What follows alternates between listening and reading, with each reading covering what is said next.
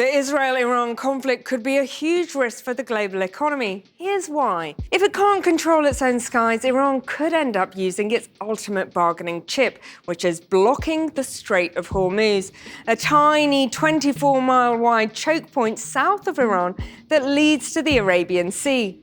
US government agencies call it the most important choke point in the world because it links oil and gas producers in the Middle East with consumers around the globe. All of the green dots you can see here on this map are oil and gas tankers that have to pass through that tiny little strait, bearing cargo from all across the Middle East, not just Iran. And every month, it carries more than 25% of all globally traded oil and around 20% of global liquefied natural gas.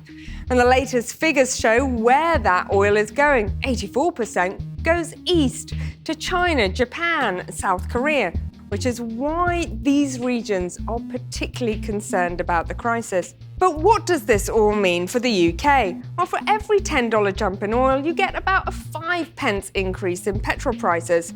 When the crisis began, oil had its biggest intraday spike in prices since the Russian invasion of Ukraine.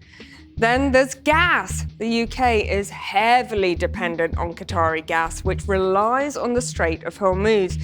So any kind of blockade there would have an impact on bills here. In the US, despite all of the tariff chaos, falling energy prices have helped keep inflation at bay. And Donald Trump has promised his voters that he would get petrol prices down to $45 a barrel.